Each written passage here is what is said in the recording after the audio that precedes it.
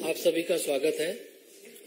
Bharatiya Janata party की हमारी वरिष्ठ नेता, भारत सरकार में मंत्री आदरणीय स्मृति ईरानी जी आपको संबोधित करेंगी।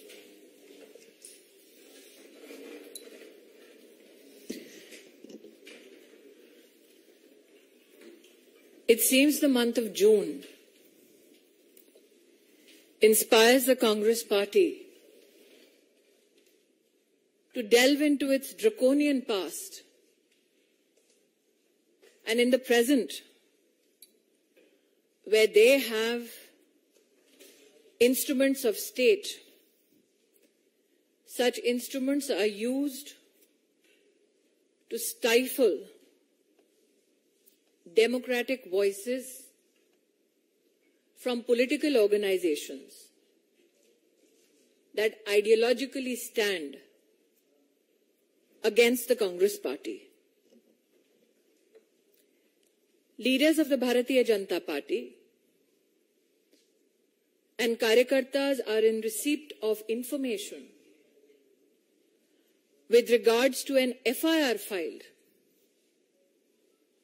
against a position taken by the Bharatiya Janata Party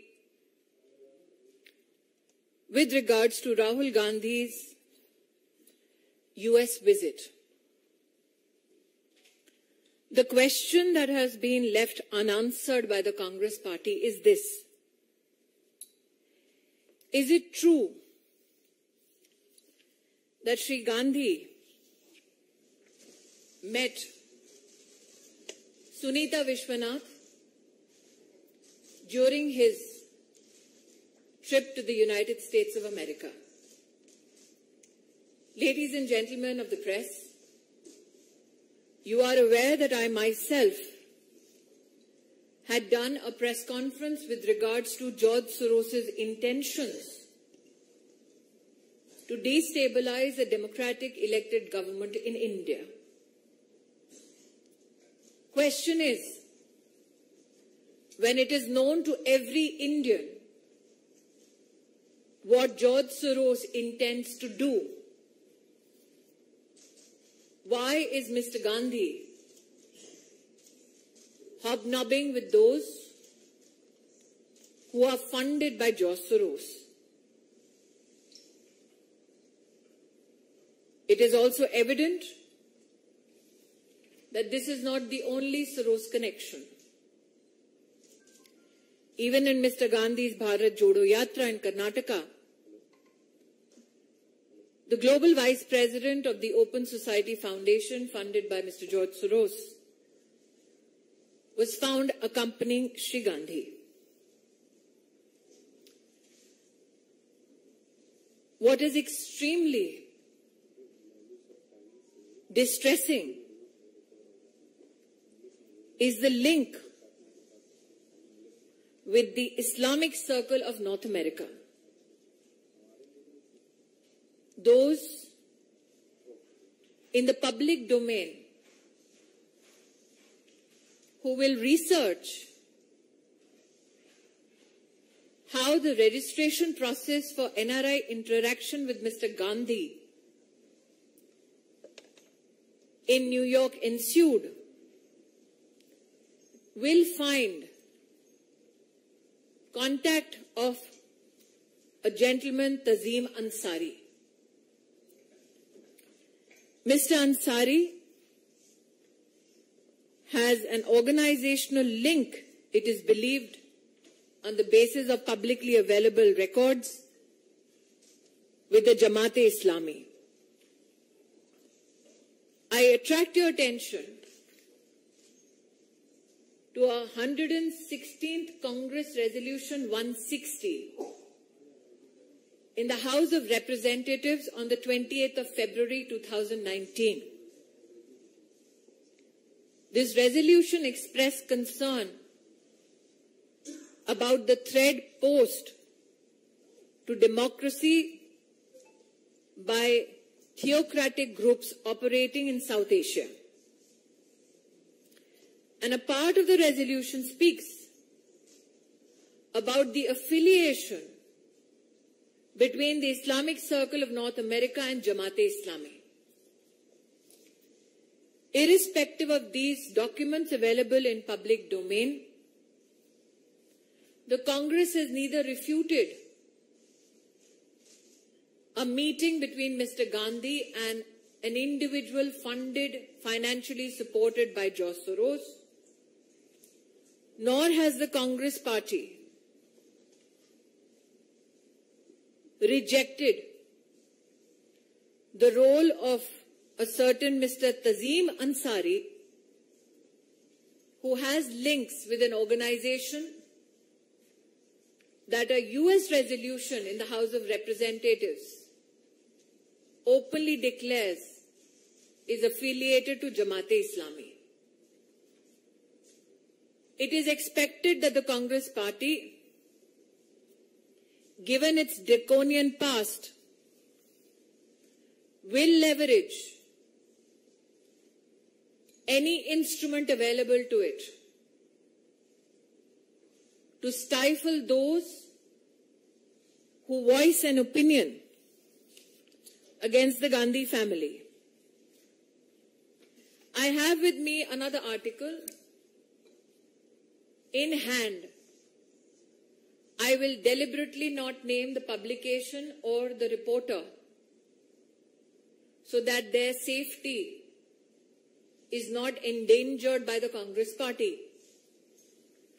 But I will quote from this article which is available in the public domain. And that article itself also indicates that how the Sorosian West looks at Mr. Gandhi as a pawn to checkmate not just Modi, but India. To file an FIR because the truth was spoken just indicates that as far as the emergency goes in the Gandhi family, the apple has not fallen far from the tree. Media के मित्रों को आभार व्यक्त करती हूं कि आज Bharatiya Janata party का राहुल गांधी के यूएस विजिट के संदर्भ में प्रेस कॉन्फ्रेंस में आप सब पधारकर हमारी बात देश को पहुंचाना चाह रहे हैं। मेरे हाथ में वो तस्वीर है जिसमें एक ऐसी महिला विद्यमान है श्री गांधी के साथ जिनका नाम सुनीता विश्वनाथ है। ये तस्वीर अमेरिका में राहुल गांधी की उनकी मुलाकात की है। जॉर्ज सोरोस द्वारा फंडेड, सपोर्टेड फाइनेंशियली इस महिला से क्या गुफ्तगू कर रहे थे श्री गांधी, इसका खुलासा केवल श्री गांधी कर सकते हैं। लेकिन प्रश्न ये उठता है, भारतीय जनता पार्टी ने स्वयं इस विषय को पहले भी उठाया था कि किस प्रकार से जॉर्ज सोरोस हिंदुस्तान में लोकतांत्रिक तरीके से चुनी हुई सरकार को हटाना चाहते हैं। जब जॉर्ज सोरोस के इरादे हर हिंदुस्तानी को पता थे, तब भी ऐसी क्या मजबूरी थी कि श्री गांधी ने जॉर्ज सोरोस की एक सहयोगी समर्थक के साथ अमेरिका में जाकर मीटिंग की। पब्लिक डोमेन में, इंटरनेट पर ये जानकारी भी उपलब्ध है कि श्री गांधी की 4 जून की न्यूयॉर्क की बैठक में रजिस्ट्रेशन के लिए एक व्यक्ति का नाम और नंबर दिया गया। उस व्यक्ति के, श्री अंसारी, उनके संबंध पाए गए Islamic Circle of North America से। Islamic Circle of North America के बारे में 28 फरवरी 2019 में यूएस कांग्रेस में, हाउस ऑफ रिप्रेजेंटेटिव्स में एक रेजोल्यूशन के बारे में कहा गया कि इसका संपर्क और संबंध जमाते इस्लामी के साथ है। ऐसा क्यों है कि पब्लिक डोमेन में जिनका संबंध और संपर्क जमाते इस्लामी के साथ है, उनका सहारा लेने की कांग्रेस पार्टी को नौबत आ पड़ी। जॉर्ज सोरोस का और उनके द्वारा फंडेड संगठनों का राहुल गांधी से ताल्लुक नया नहीं पुराना है। एक और प्रकाशन में ये स्पष्ट हुआ है, इंटरनेट पर भी ये फोटोग्राफ्स उपलब्ध हैं। सलील शेट्टी नाम के एक सज्जन ने, जो ग्लोबल उपाध्यक्ष हैं ओपन सोसाइटी के, जॉर्ज सोरोस के संस्थान है, उनके साथ राहुल गांधी ने भारत जोड़ो यात्रा की। तो जो जॉर्ज सोरोस डंके की चोट पे कह रहे हैं कि वो हिंदुस्तान की लोकतांत्रिक ढांचे का एक अभिन्न अंग, उसकी सरकार को गिराना चाहते हैं, ऐसे संगठन के साथ और उस संगठन से संबद्ध लोगों के साथ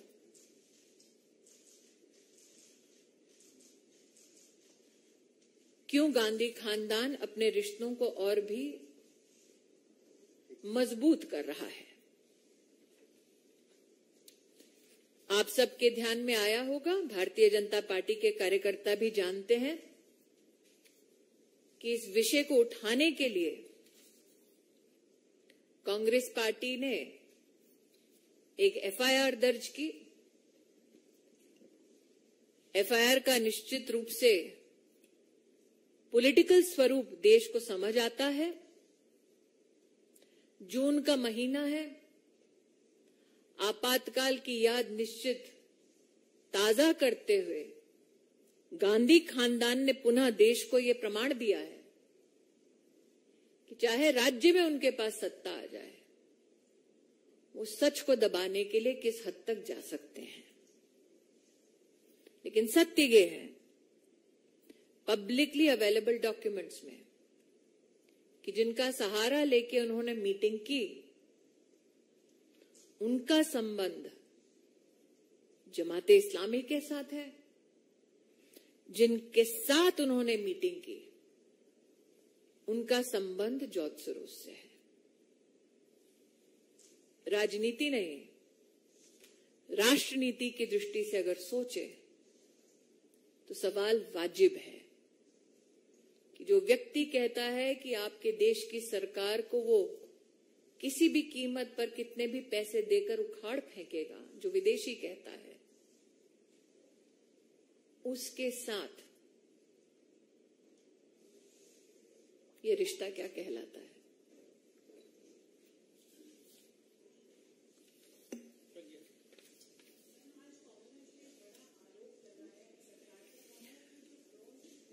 मैं दोबारा कह रही हूँ, आज की ये मेरी विषय से जुड़ा कोई अगर सवाल है तो मुझे बताएं, क्योंकि मैं दोबारा कह रही हूँ कि आपने आज तक किसी ऐसे गांधी खानदान के व्यक्ति को देखा जो जमाते इस्लामी द्वारा सपोर्टेड व्यक्तियों के माध्यम से अपनी मीटिंग करे?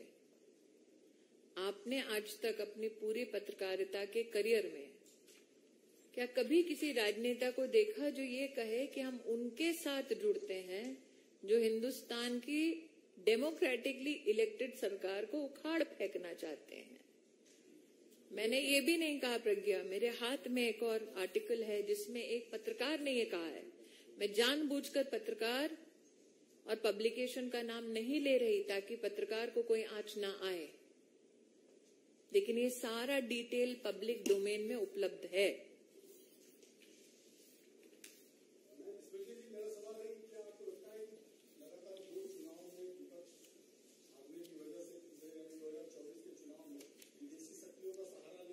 नीरज जी, चुनाव लड़ना, चुनाव हारना और जीतना लोकतांत्रिक प्रतिक्रिया का एक अभिन्न अंग है।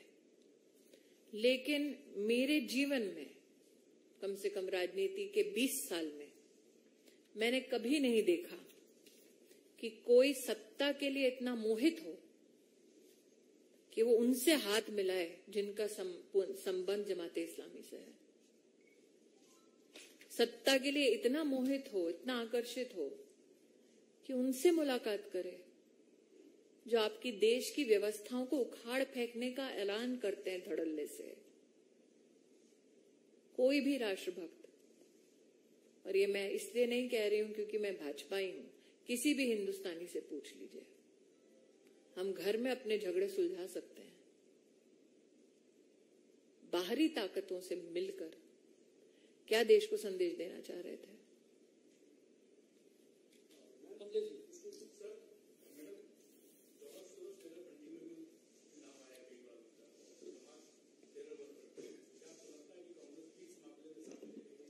मैं दोबारा कह रही हूं सर, उनका जो रजिस्ट्रेशन का प्रोसेस था उसमें जिस सज्जन का नाम नंबर है अवेलेबल है पब्लिकली, उसका संबंध Islamic Circle of North America के साथ है, जिसका हाउस ऑफ रिप्रेजेंटेटिव्स में ये रेजोल्यूशन कहता है संबंध जमाते इस्लामी से है।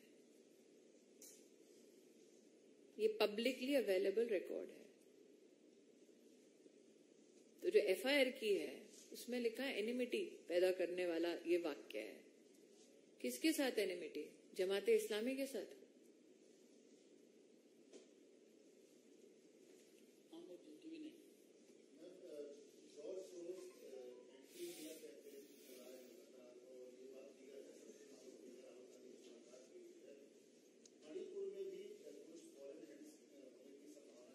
क्योंकि डेवलपिंग सिचुएशन है आमोद जी, सिक्योरिटी से संबंधित, इसलिए इस पे एमएचए टिप्पणी दे, यही रिस्पॉन्सिबल पोजीशन होगी। मैं वही कह रही हूँ, वो जानबूझकर जो भी कर रहे हैं, लेकिन मैं अपनी जिम्मेदारी को समझती हूँ। इस विषय पर एमएचए ही अपना वक्तव्य दे तो बेहतर रहेगा। राहुल गांधी फिलहाल तो सांसद नहीं है, लेकिन जब भी विदेश में जाते हैं और ऐसे लोगों से मुलाकात करते हैं जो एंटी इंडिया मूवमेंट से जुड़े होते, क्या इसकी जानकारी विदेश मंत्रालय को उनकी तरफ से दी गई या जानकारी? मैं विदेश मंत्रालय की ओर से भारतीय जनता पार्टी के केंद्रीय कार्यालय में कोई भी टिप्पणी नहीं करूंगी। ये विषय विदेश मंत्रालय से संबद्ध है, वही इसके ऊपर टिप्पणी कर सकते हैं। लेकिन मुझे लगता है इस विषय को थोड़ा विस्तार से देखने की भी जरूरत है। मेरी जो प्रेस कॉन्फ्रेंस हुई थी जॉर्ज सोरोस के संबंध में, जिसके बारे में कांग्रेस ने भी अपनी टिप्पणी की थी, उस प्रेस कॉन्फ्रेंस के बाद ये स्पष्ट था कि जॉर्ज सोरोस के हिंदुस्तान के खिलाफ क्या इरादे हैं। तब भी ये मुलाकात क्यों? कांग्रेस ने, मुझे याद है, उस दिन मेरी प्रेस स्टेटमेंट के बाद अपना रिएक्शन दिया था। तब भी ये मुलाकात क्यों? तो ऐसा नहीं है कांग्रेस पार्टी कहेगी जानकारी का अभाव है।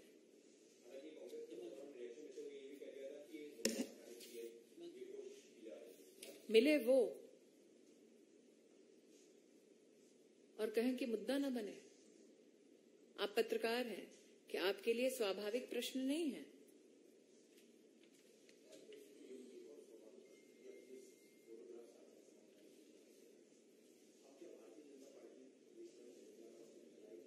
जनता तो जानती है, मुझे लगता है कि जनता तो जानती है,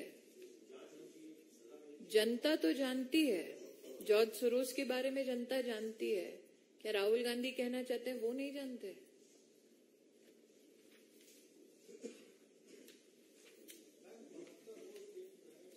भाई साहब, इससे अगर कोई संबंधित प्रश्न हो तो बताएं। Thank you.